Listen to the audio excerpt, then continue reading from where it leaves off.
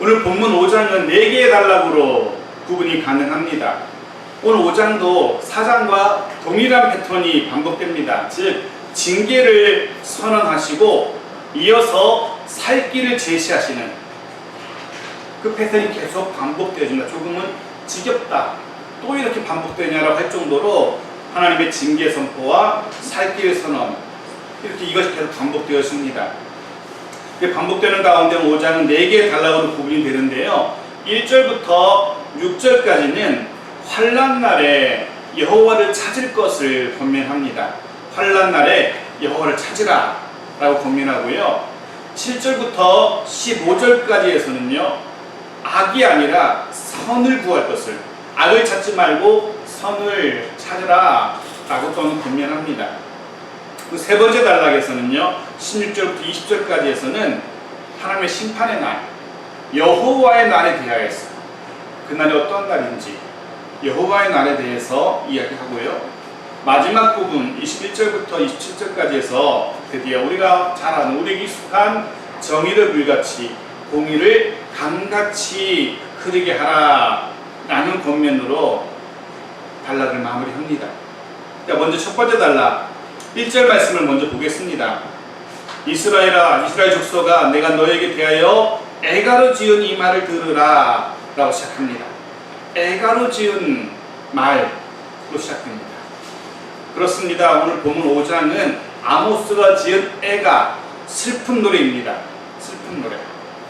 슬픔을 가진 자들이 부르는 탄식의 노래입니다. 혹은 장례식에서 부르던 이별의 노래입니다.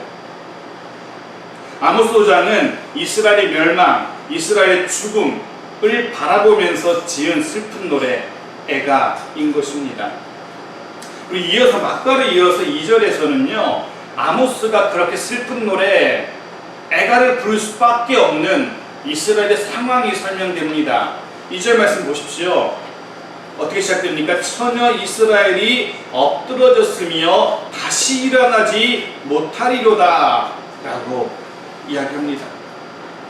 그리고 아무도 그를 일으킬 자 없다라고, 엎드러져서 다시 일어나지 못하는 이스라엘의 모습을 우리에게 소개합니다. 숨을 헐떡이면서 죽음 직전에 이른 이스라엘의 모습입니다. 더더군다나 아무도 그를 도와줄 수 없습니다. 아무도 그를 일으키지 못합니다. 말 그대로 죽어가고 있는 그 이스라엘의 모습 보면서 아모스는 슬픈 노래 애가를 부를 수밖에 없었던 겁니다. 하지만 사실 아무도, 아모스 이외에 아무도 이스라엘을 그렇게 보지 않았습니다. 이스라엘의 주변 나라들도, 이스라엘의 지도자들도, 이스라엘의 백성들도 아무도 이스라엘의 상황을, 그런 모습, 엎드러져서 죽어가는 모습을 보지 않았다는 겁니다. 계속 반복되는 것처럼 여로보암 2세 이래로 북이스라엘은 태평성대를 계속해서 누리고 있었습니다. 아무도 이 나라가 망하리라고 생각하지 않습니다. 나라가 망한다는 것은 말도 되지 않는 그런 이야기였습니다. 실제로는 본문도 2절에서도요, 이스라엘을 어떻게 설명합니까? 처녀 이스라엘 이렇게 설명합니다. 이 처녀라는 이 단어 속에는요, 두 가지 의미를 담고 있습니다. 이스라엘은 단 한 번도, 역사적으로 단 한 번도 다른 나라의 침입을 받아본 적이 없습니다. 다른 나라의 점령을 당한 적이 없었던 겁니다. 처녀 이스라엘이라고 묘사하고 있고요. 또 한 가지 의미는 아주 건장한 모습이라는 겁니다. 아직까지 죽음을 논할 만한 그런 상황이 아닌 처녀, 건강한 여인, 생산력도 가지고 있는, 여전히 건강하고 생산력도 가지고 있는 그런 모습의 이스라엘이라는 겁니다. 그렇습니다. 사람들의 눈으로 볼 때는 이스라엘은, 처녀 이스라엘, 아직까지 건강한, 다른 나라에 점령당해 본 적이 없는 부강한 나라, 강력한 나라입니다. 그런 모습이지만 아모스만큼은 다른 눈으로 보았고, 다르게 보았고 분명하게 선언합니다. 처녀 이스라엘이 엎드러졌고 죽어가고 있고 아무도 도와서 그를 일으켜 세울 수 없다. 아모스는 하나님의 눈으로 이스라엘을 본 것입니다. 영적인 시각으로 이스라엘을 보았을 때 이미 이스라엘은 엎드러진 상태라는 겁니다. 이미 영적으로 아모스가 보았을 때 이스라엘은 엎드러져서 살 소망이 끊어진, 그 어떤 무엇으로도 생명을 소생시킬 수 없는 그런 절망적인 상황이라는 겁니다. 그러기에 아모스는 그 나라를 바라보면서 그 상황을 보면서 울 수밖에 없었던 겁니다. 아모스의 지적을 대하면서 그런 생각을 해보게 되어집니다. 우리도 나 스스로, 우리 스스로를, 우리 가정을, 교회와 사회와 나라를 어떤 눈으로 보아야 할 것인지 하나님의 눈으로 스스로를 볼 수 있어야 되고, 하나님의 눈으로 우리 가정을 볼 수 있어야 되고, 하나님의 눈으로 자녀를, 교회를, 직장을, 생업을, 기업을 볼 수 있어야 되는 겁니다. 내가 내 눈에 어떻게 보이는지, 내가 어떻게 생각하는지, 혹은 주변 사람들이 나를, 우리 가정을, 우리 교회를 어떻게 생각하는지가 중요하지 않다는 겁니다. 하나님의 눈은, 하나님의 마음은 하나님을 보실 때는 어떠한지 하나님의 시각을 회복할 수 있어야 된다는 겁니다. 하나님의 마음으로, 하나님의 눈으로, 하나님의 말씀인 이 성경이라는 이 안경 필터를 통해서 자기 자신을, 가정을, 또 사회를, 교회를, 국가를 볼 수 있는 그런 훈련과 그런 연습과 또 그런 눈을 회복할 수 있어야 된다는 겁니다. 그렇게 하나님의 눈으로 볼 때 건강한 신앙을 가져야 되고, 하나님의 눈으로 볼 때 하나님의 말씀에 어울리는 문제없는 신앙의 삶을 살 수 있어야 하는 것입니다. 이스라엘은 그렇지 못했습니다. 그래서 3절 말씀 보십시오. 3절은 영적으로 볼 때 엎드러진 이스라엘의 그 죽음의 모습을 리얼하게 보여줍니다. 주 여호와께서 이와 같이 말씀하시되 이스라엘 중에서 1000명이 행군에 나가던 성읍에는 몇 명만 났습니까? 100명만 났습니다. 100명이 행군에 나갔는데 이제 몇 명만 났습니까? 10명. 잘못 해석하면 그래도 10%는 남았네, 10의 1은 그래도 남았네 가 아니라, 남게 된 10%를 말하는 게 아니고요, 90% 이상 거의 다 죽어버린 상황을 이야기하고 있는 겁니다. 강조점이 90% 이상이 죽어버린 것을 이야기하고 있습니다. 거의 다 죽어버린 참담하고도 철저한 죽음, 멸망을 묘사하고 있습니다. 이러니 아모스가 보면서 울지 않을 수가 없는 겁니다. 너무나 아프고 너무나 가슴 아파서 보고 울 수밖에 없는 겁니다. 그런데 말씀드린 것처럼 그렇게 징계의 멸망을 선언하고 이어서 하나님은 살 소망을 더 주신다 그랬죠. 4절에서 막바로 살 수 있는 소망이 있다고 소개됩니다. 아무도 이렇게 세울 수 없다라고 했는데 아직도 살 소망이 있습니다. 그게 뭡니까? 4절 말씀 같이 읽어볼까요? 시작. 여호와께서 이스라엘 족속에게 이와 같이 말씀하시기를 너희는 나를 찾으라 그리하면 살리라. 아멘. 죽어가고 있고 아무도 도울 수 없는데 단 한 가지 살 수 있는 방법이 있는데 하나님을 찾으라. 그러면 살 수 있다. 살 수 있는 유일한 열쇠가 하나님인 것입니다. 그 열쇠를 찾으라는 것입니다. 그 무엇도 그 누구도 이렇게 세울 수 없고 도울 수 없지만 하나님만 찾으면 살 수 있다는 겁니다. 건물을 지을 때, 큰 건물을 지을 때요, 마스터키라는 것을 동시에 만듭니다. 그 열쇠 하나만 있으면, 그 마스터키 하나만 있으면 그 건물의 모든 문을 다 열 수 있습니다. 모든 자물쇠를 다 열 수 있는 마스터키가 있습니다. 하나님은 우리 인생의 마스터키입니다. 만능 열쇠입니다. 우리 인생 가운데 일어나는 모든 문제들을 해결할 수 있는 유일한 열쇠 하나님이십니다. 그러기에 우리는 하나님을 찾아야 되는 것입니다. 하나님을 찾으면 하나님으로 인하여서 우리 인생 가운데 닫히고 막힌 모든 문들을 다 열 수 있게 될 겁니다. 기억하십시오. 하나님만이 우리 삶에, 우리 인생에, 우리 가정에, 교회에, 이 나라 이민족의 유일한 열쇠라는 사실 잊지 마십시오. 그 열쇠를 찾기를 원합니다. 그런데 그 하나님을 찾으라는 아모스 선지자의 말을 들은 이스라엘 백성들, 그들의 입장에서 한번 생각해 봅니다. 이스라엘 백성들이 이 말을 들었다. 하나님을 찾으라, 그래야 살 수 있다, 그게 유일한 길이다 라는 말을 아모스부터 들었습니다. 모든 이스라엘 백성들은요, 무슨 말이지?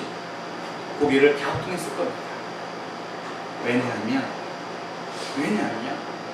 이스라엘 백성들은 내내 하나님을 찾았었거든요. 하나님을 만났었거든요. 쭉 하나님과 함께하며 하나님을 섬기고 있었다라고 생각하고 있었기 때문입니다. 자신들은 지금까지 쭉 베델에서, 길갈에서, 브에세바에서 하나님을 만났고 그 하나님께 제사를 드렸고 그렇게 살아왔다라고 그들은 알고 있었습니다. 그렇게 내내 하나님을 찾아가서 제사를 드리고 하나님을 만났는데 갑자기 하나님께서 뜬금없이 이렇게 말씀하시는 겁니다. 얘들아, 하나님은 나를 찾아라. 하나님을 찾아라.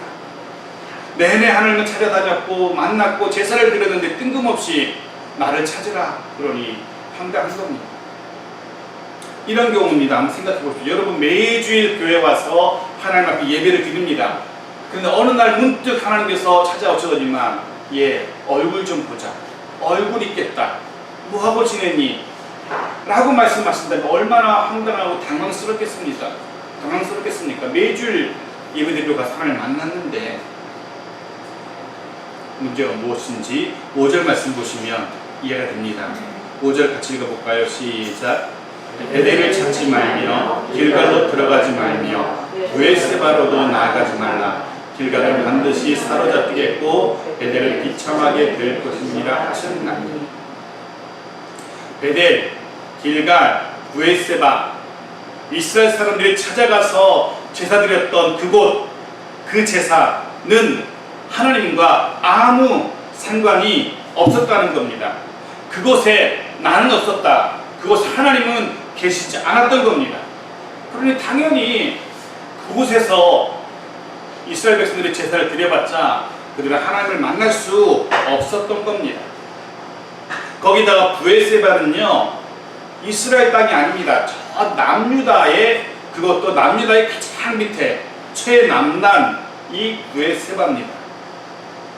그곳은 그들의 조상 아브라함이 최초로 하나님의 이름을 부르며 제단을 쌓았던 곳이고요, 이삭과 야곱에게 나타나셨던 곳입니다.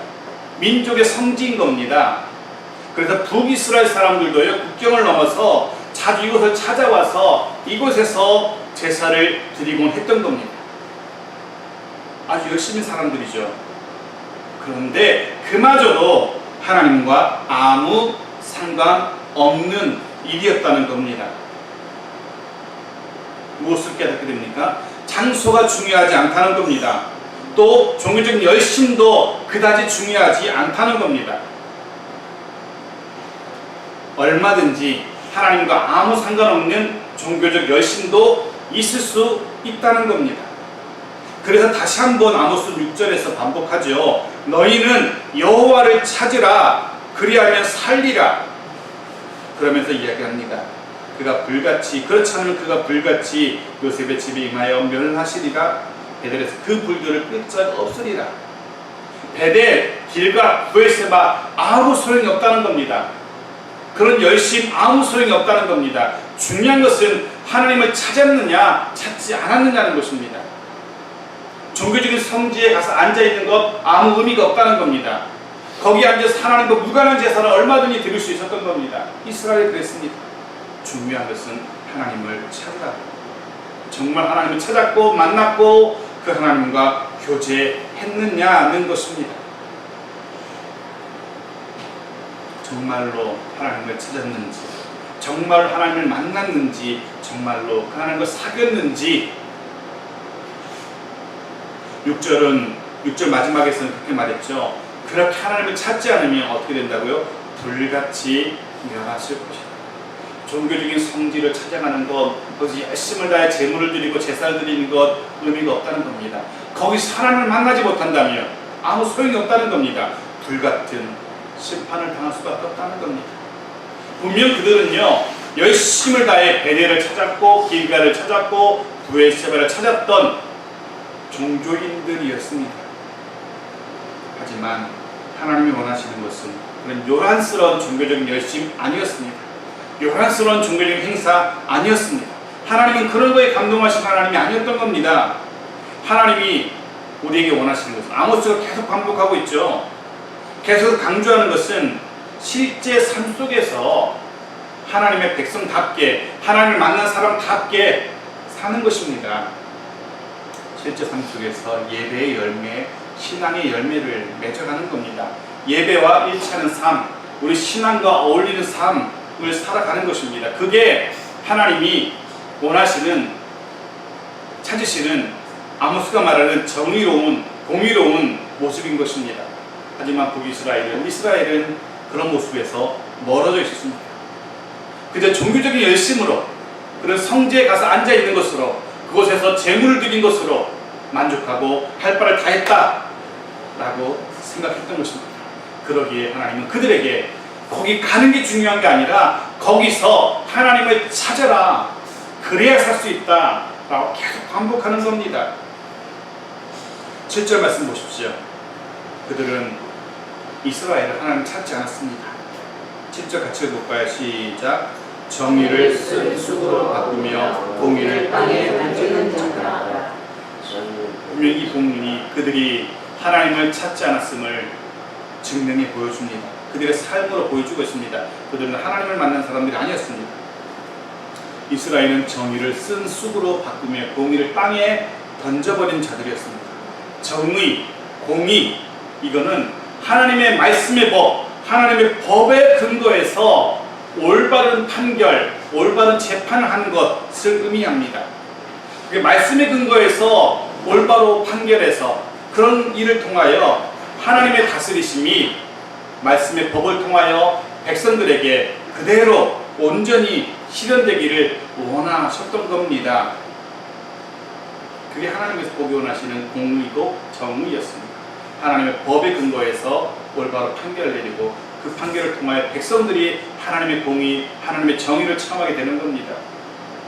하지만 이스라엘은 안 그랬습니다.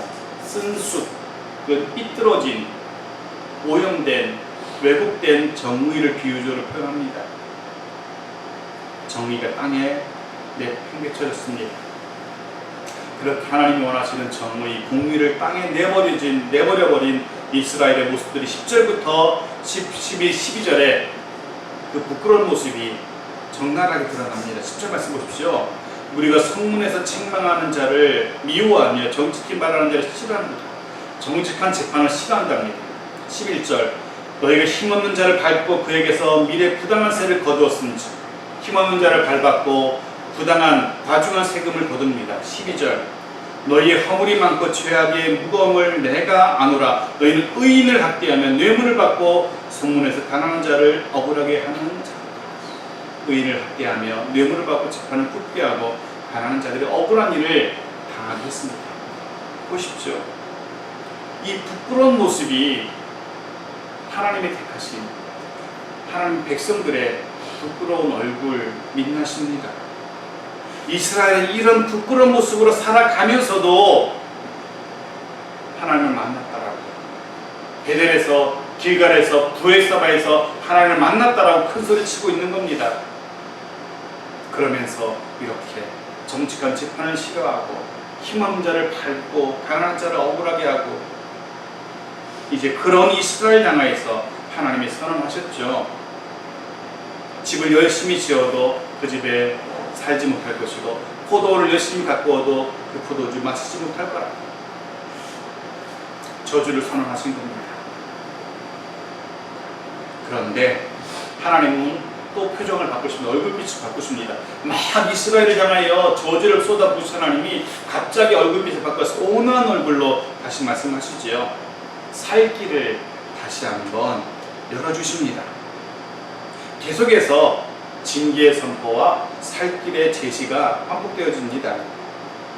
비록 죄는 미워하셔서 징계를 선포하셨지만 여전히 아끼시는, 사랑하시는 그 누구와도 그 무엇과도 바꿀 수 없는 하나님의 백성이기 때문에 다시금 살 수 있는 길을 다시 한번 알려주시는 겁니다. 저 같으면 애절하게 끝내버렸을 텐데, 말 그대로 그냥 한 칼에 날려버렸을 텐데 아직까지 미래를 못 버리시고 살 길을 던져주십니다. 그 방법도 무엇입니까? 14절 말씀입니다.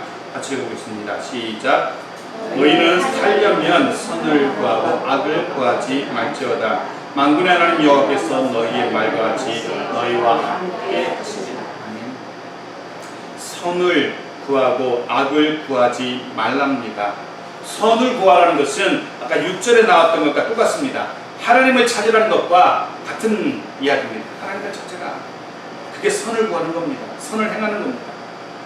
흥미로운 표현은요, 그러니까 14절 마지막에 그렇게 말합니다.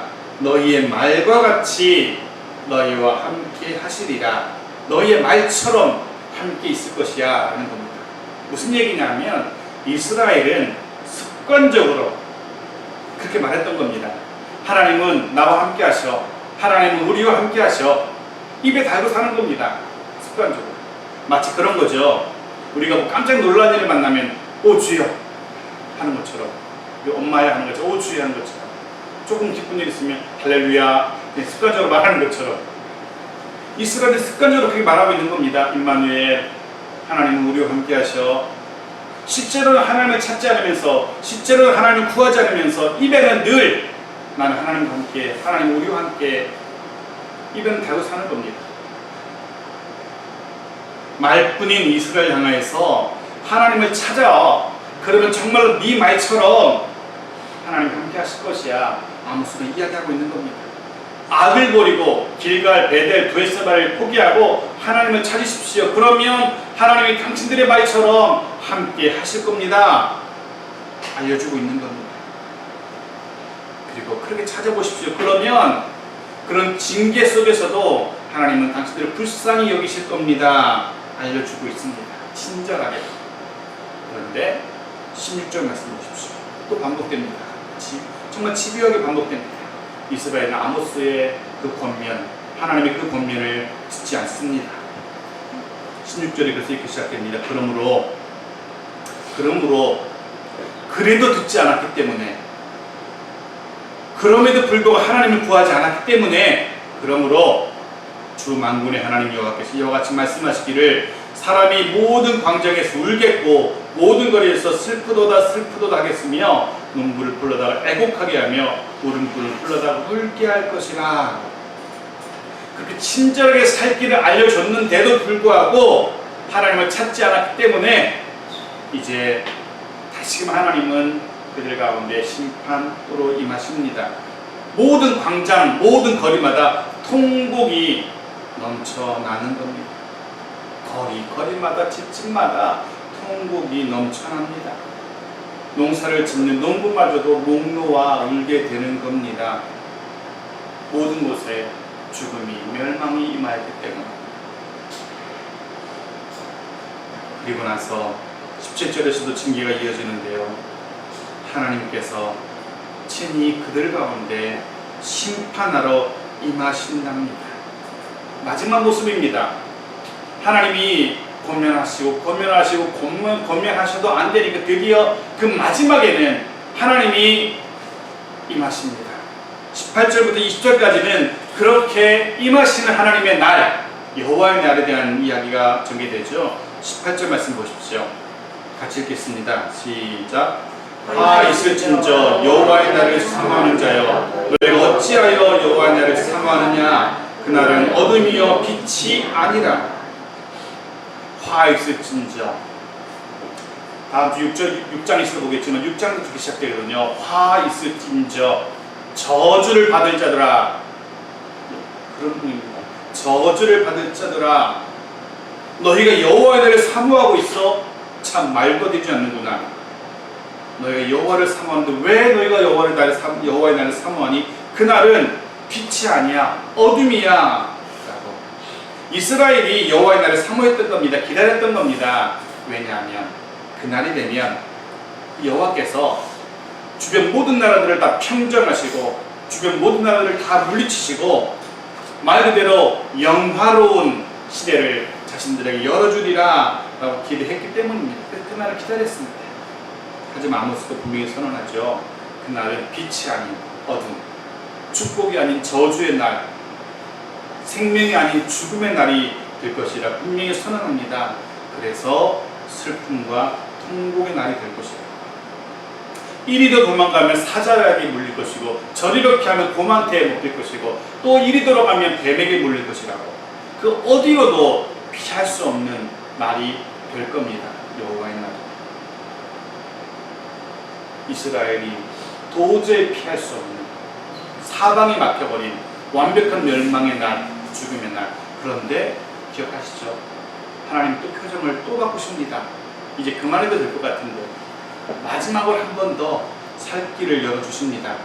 그것이 21절부터 설명되어지는 이야기입니다.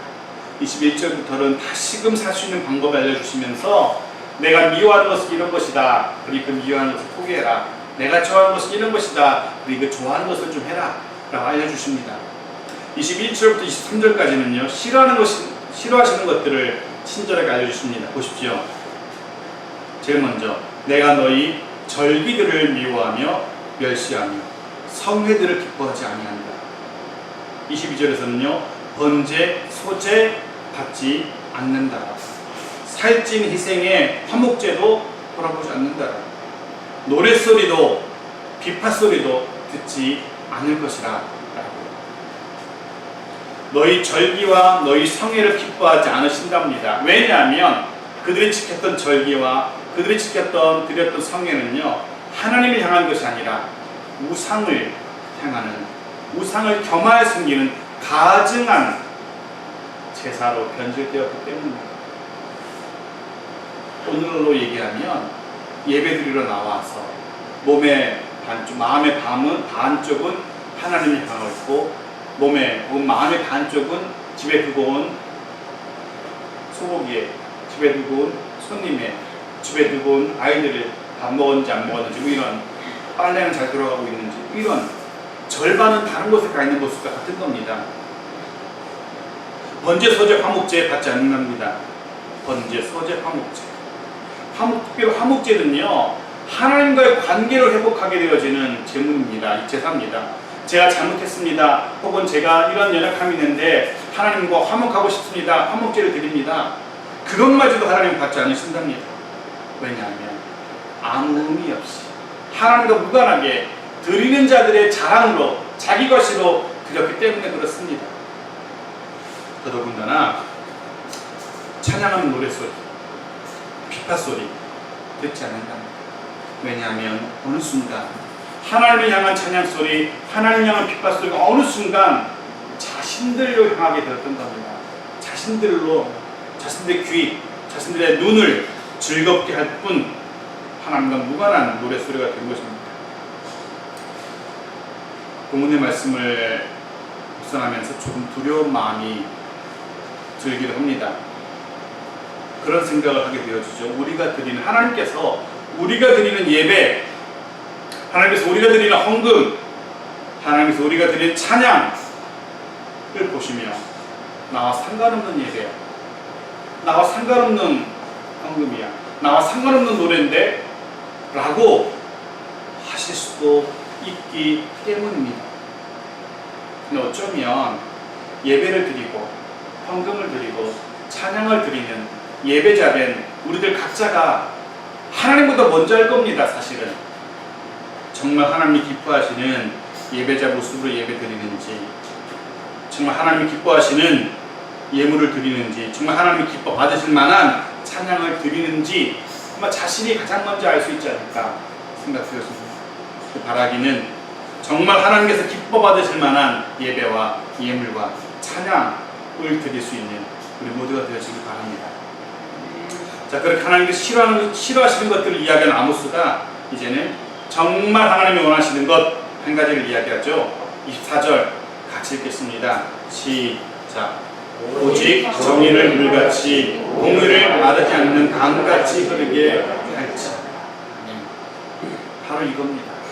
정말 하나님이 이스라엘 백성들에게 원하시는 모습, 정의와 공의를 물처럼 마르지 않는 강처럼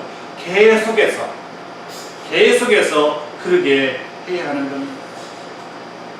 사실 세상이 말하는 정의나 공의와 하나님이 성경에서 말씀하시는 정의는 조금 다릅니다. 세상은 뭐 공평함, 평등함, 공정함 이런 것을 의미할 겁니다. 하지만 하나님의 정의는 그 외에다가 하나님이 행하신 것들을 보면서 하나님이 행하신 것들을 경험하면서 하나님이 기대하시는 게 있습니다. 그 기대하시는 것을 행하는 것이 정의입니다. 이런 겁니다. 예를 들면 하나님께서 이스라엘 백성들에게 한없는 은혜와 한없는 선을 베푸셨습니다. 그리고 이스라엘 백성들에게 보았지, 내가 너에게 베푼 은혜, 내가 너에게 베푼 선 경험했지. 그럼 너희가 어떻게 해야 될까? 너희도 너희 이웃을 그렇게 가난한 자, 힘없는 자 편에 서서 그들에게 한없는 은혜와 한없는 선을 베풀어라. 그게 하나님의 공의, 정의인 것입니다. 하나님의 은혜와 하나님의 사랑을 경험했다면 가난한 자, 힘없는 자의 편에 서서 그들을 도와주고 그들을 돌봐주는 것, 바로 이것이 하나님이 원하시는 정의이고 공의인 것입니다. 25절에도 동일한 맥락이 이야기되는데요. 이스라엘 족속아, 너희가 40년 동안 광야에서 희생과 소제물을 내게 드렸었니? 묻습니다. 안 드렸거든요. 그들은 40년 동안 희생제물을 안 드렸거든요. 소제물조차도 안 드렸거든요. 그들의 가축이 없어서, 먹을 게 없어서 희생제사 안 드린 것 아닙니다. 그들에게 많은 가축이 있었고 먹을 것이 있었지만 제사 안 드렸어요. 하지만 그럼에도 불구하고 하나님은 40년 동안 그들을 돌보셨잖아요. 그들을 인도하셨잖아요. 지금 하나님께서 무엇을 말씀하시는 겁니까? 하나님이 원하시는 건 제물이 아니라는 겁니다. 하나님이 원하시는 건 제사가 아니라는 것을 이야기하고 있는 겁니다. 정말 하나님이 원하시는 것은 정의와 공의를 행하는 것, 하나님 백성답게 하나님의 은혜와 하나님의 선을 행하는 것. 오늘 저 여러분을 향한 하나님의 바람도 마찬가지입니다. 이 한 시간 예배 시간이 드린 예배에 만족하실 하나님은 아니라는 겁니다. 우리가 드린 그 적은 헌금에 만족하시는 하나님도 아니시고요, 우리가 드린 찬양에 만족하시는 하나님도 아니십니다. 그런 예배자답게 주중에 나아가서 말씀에 순종하며 서로 사랑하며 서로 돌보며 의를 행하는 삶을 하나님 보기 원하십니다. 하지만 이스라엘은 하나님의 백성다운 모습을 회복하지 못했죠. 자신들의 부귀영화를 누리고자 오히려 더 가난한 자, 없는 자, 힘없는 자 핍박하고 학대했죠. 마지막 심판이 27절에 반복됩니다. 27절에 그 말씀을 정리합니다. 27절 같이 읽겠습니다. 시작. 내가 너희를 다메섹 밖으로 사로잡혀 가게 하리라. 그 이름이 만군의 하나님이라 부르는 여호와께서 말씀하시는. 이제 하나님이 도장을 꽉 찍습니다. 끝. 여기서 끝. 다메섹 밖으로 사로잡혀 갈 거야. 내 말이다. 꽝. 끝. 다메섹 밖으로, 아수르 밖으로 사로잡혀 가게 하실 말씀을 마칩니다. 말씀을 정리합니다. 첫 번째 기억해야 될 것은 하나님과의 언약적 관계가 요구하는 하나님의 백성으로서의 의무를 저버린, 즉 하나님의 백성다운 삶, 전혀 무관한 삶을 살고 있었음에도 불구하고 단지 자신들의 과시적인 종교 행위 그리고 종교적인 열심, 그게 자기들을 보호해 줄 것이라 확신했던 이스라엘 사람들, 그들은 아모스 선지자를 통한 하나님의 애가, 죽음의 심판으로 인한 애가를 들어야만 했습니다. 분명 북이스라엘 백성들은요, 베델, 길갈 이런 곳에서 종교적인 행위를 멈추지 않았습니다. 브엘세바의 먼 성지순례도 마다하지 않았던 사람들입니다. 그들은 그곳에서 하나님을 찾고 만났다고 생각했습니다. 하지만 그들은 하나님께 집중하지 않았고요, 자기 자신만 만족하는 자들이었습니다. 그곳에 하나님이 계시지 않았습니다.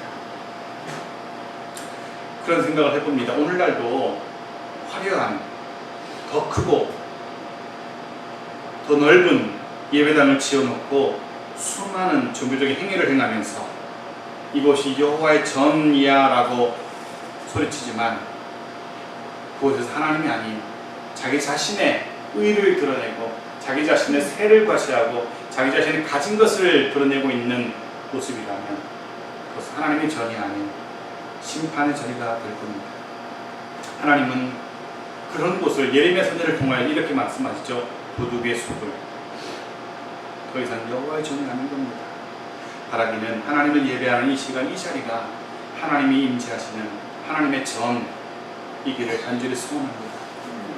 그러기에 이 시간 우리 모든 생각들, 관심사, 내 피곤함, 내 연약함 다 내려놓고 오직 하나님께 집중할 수 있는 그런 시간이 되어야 될 겁니다.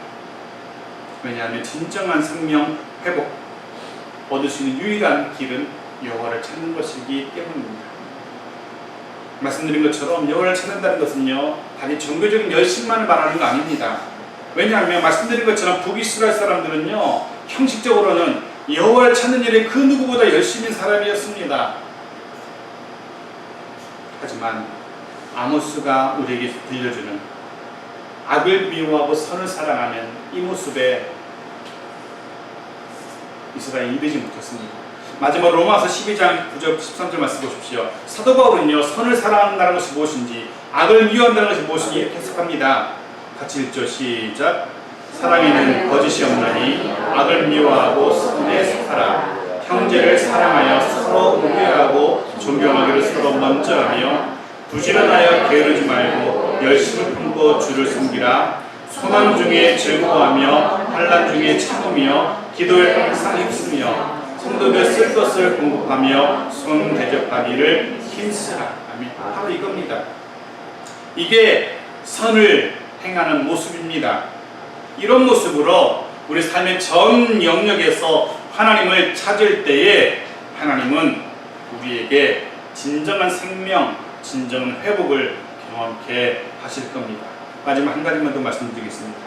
좀 두렵긴 하는데 만일 하나님께서 지금 우리의 삶 가운데로 지나가신다면 우리 입술에서 과연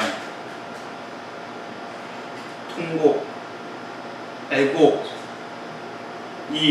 흘러나올지 아니면 하나님이 지금 우리 사이로 지나가신다면 임재하신다면 내 입술에서 하나님의 축복으로 인한 기쁨과 찬송이 흘러 넘친던지 여러분 한번 스스로 생각해 주십시오.